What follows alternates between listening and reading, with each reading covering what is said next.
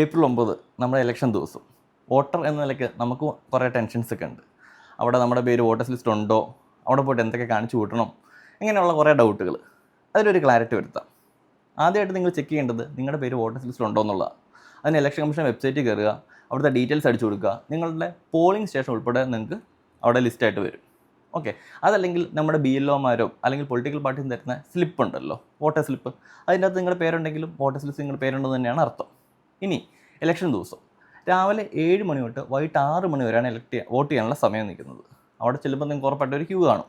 ആ ക്യൂവിൻ്റെ അവിടെ ചെല്ലുമ്പോൾ ക്യൂവിൻ്റെ രീതി ഇതാണ്: ഒരു പുരുഷൻ കയറി കഴിഞ്ഞ് കഴിഞ്ഞാൽ 2 സ്ത്രീകൾക്കും കൂടെ കയറാം എന്ന രീതിയിലാണ് എൻ്റെ ക്യൂ വരുന്നത്.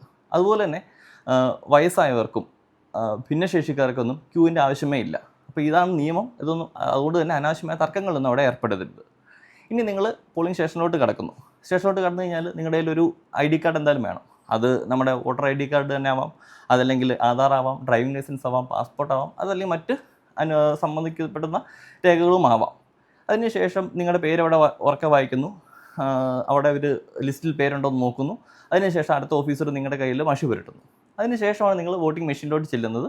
വോട്ടിംഗ് മെഷീനിൽ ചെല്ലുന്ന കഴിയുമ്പോഴത്തേക്കും നിങ്ങളുടെ കാൻഡിഡേറ്റിൻ്റെ തന്നെ ചിഹ്നത്തിൽ തന്നെ കറക്റ്റായിട്ട് വോട്ട് ചെയ്യാൻ നിങ്ങൾ ശ്രദ്ധിക്കുക. ധൃതിയൊന്നും പിടിക്കണ്ട. പുറകിൽ ആളുണ്ടല്ലോ, ഇതിന് വെയിറ്റ് ചെയ്യണമല്ലോ, അങ്ങനെയൊന്നും ചിന്തിക്കണ്ട. നിങ്ങളുടെ വോട്ട് നിങ്ങളുടെ അവകാശമാണ്. മാത്രമല്ല, ഇതിനുശേഷം VVPAT-ൽ നിങ്ങൾ വോട്ട് ചെയ്ത ആളുടെ ചിഹ്നവും പേരുമൊക്കെ വരും. അതും കൂടെ കറക്റ്റ് ആണെന്ന് വെരിഫൈ ചെയ്യുക. കറക്റ്റ് അല്ലെന്നുണ്ടെങ്കിൽ അവിടുത്തെ പ്രിസൈഡിംഗ് ഓഫീസർ അത് അറിയിക്കുക. Okay, so choose your vote wisely. Thank you.